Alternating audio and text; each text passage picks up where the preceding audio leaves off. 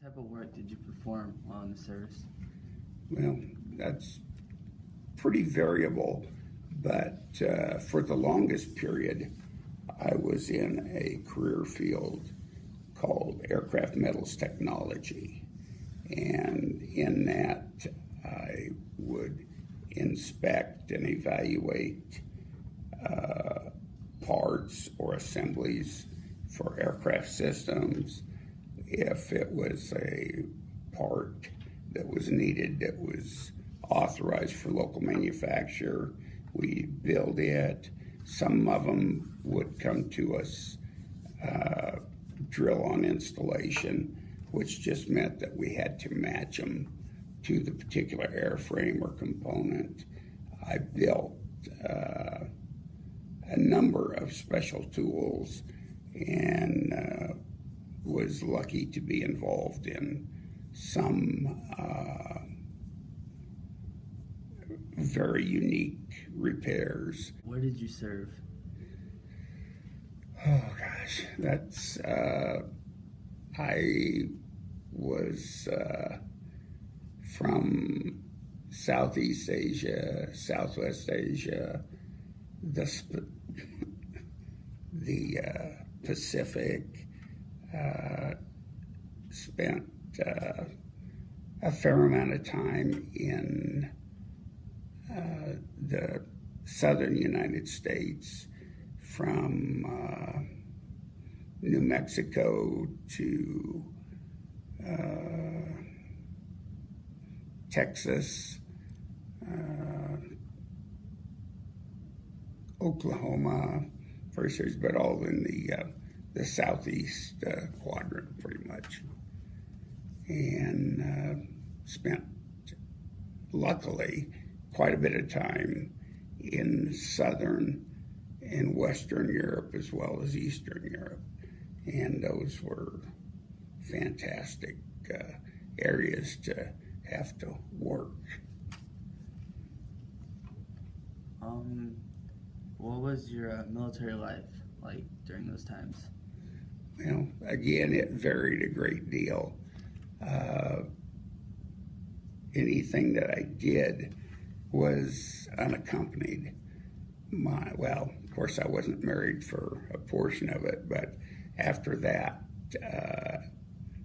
we weren't situated so that our wives could be with us, and so it was pretty much just a basic lifestyle. You know, I was lucky in that the Air Force provided pretty good accommodations, but there were a lot of places where we didn't have a meal service that was available to us, and we had to improvise in those cases. But for the most part, we were very, very fortunate.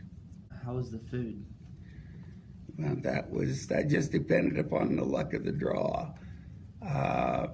From the earlier days to the later days, the improvement was unbelievable.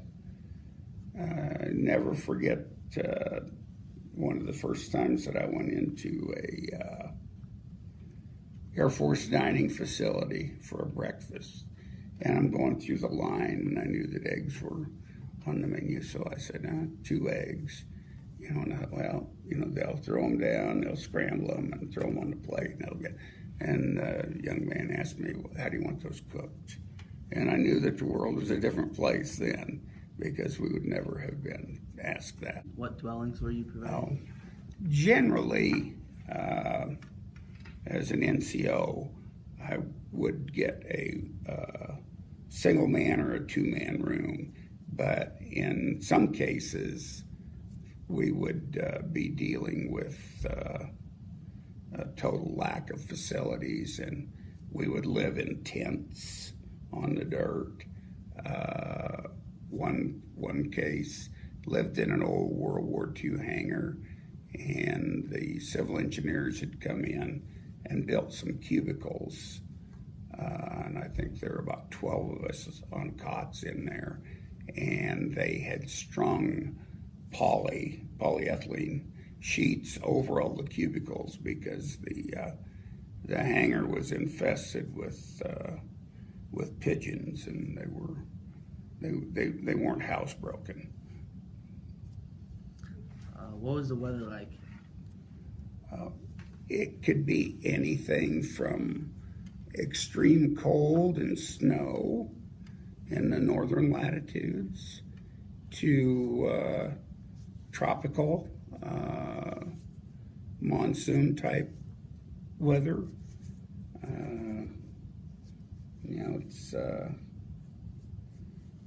It's hard to generalize.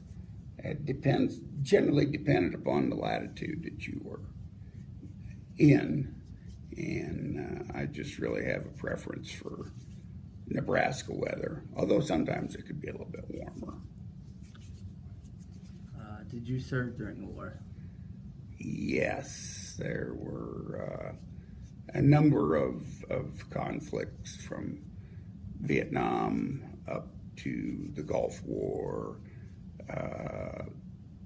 Operation Enduring Freedom, and Iraqi Freedom, Noble Eagle. How did you usually travel to the war zone? Almost exclusively, I flew. After the mid-90s, almost always flew on our own airplanes. I worked on tankers, and they would hold about 70 people at a full load. We very seldom carried that many because of other requirements, but it was nice. You get on the airplane at work, and you go, 2 continents away, and you land and get off the airplane at work. What was your unit name? 155th Maintenance Group was the unit, the subunit that I belonged to, and the parent group was the 155th Air Refueling Wing.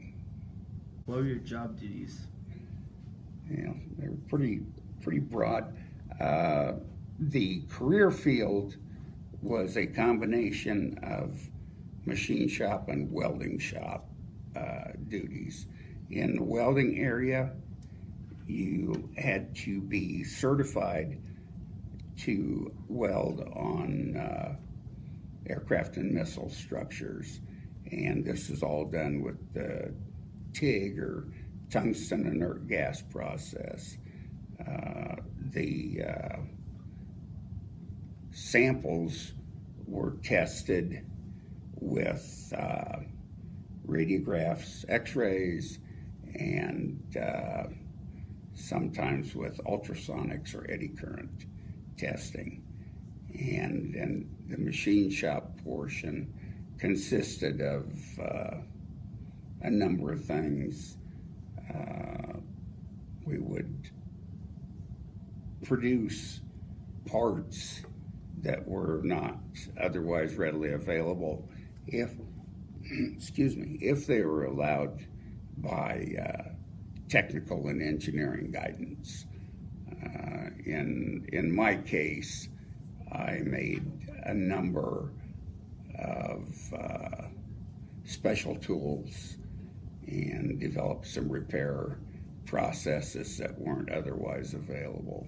Those were my direct taskings, but it was also my job to train junior personnel to do those things and to ensure their safety and progress in development. What was your most frightening experience? Well, I've had a couple of them that kind of come to mind. One would be a time that I was just exploring in the area that I was working in, and I climbed up on top of an aircraft shelter, and it's just earth covered, and I kind of started noticing little spurts of dirt here and there, And then I became a little more aware that those weren't just spurts of dirt, they were bullets going into the dirt and kicking things up. But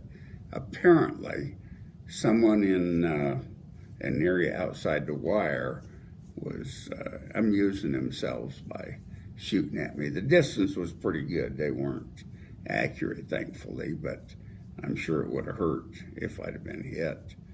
Got out of that, and then remember another time waking up during the night to fully automatic weapon fire, not too far from where I was sleeping, and I rolled out of bed and crawled underneath it, and then I realized that it was off in the distance. And otherwise that and having a power failure one time, no lights, and hearing equipment moving and not knowing what was going on, that developed into quite an experience. How did you travel home from the war zone? Again, almost every instance, just get on a unit airplane. I've flown on charter aircraft, other Air Force or military assets, but generally flown. It's a slow canoe trip across the Atlantic or Pacific. Were you awarded any medals or citations? Yes. I had a number of commendations. My highest award is a Meritorious Service Medal for Achievement. I've had service medals and expeditionary medals. They're not terribly important to me, but there are some that do, evoke some emotion when you see them. But it's largely because of the people that you're involved with in that time. How did you get promoted? Well, we had a system which didn't always work, but in essence, you had to have so much time in service, so much time in grade, and you had to do continuing education, or as they would call it, PME, professional military education, and keep your nose clean, so to speak, and be prepared to do things. And in the cases where one shifts from being enlisted to NCO to senior NCO, there are greater levels of responsibility. So what was the highest rank you achieved? Master Sergeant. How did you stay in touch with your family? Well, in the early days, letters were the most common thing. In most cases, telephones weren't readily available, or if you did use the phone, a lot of times you would have to book or make an appointment to make a phone call, and it could be as much as 2 weeks out.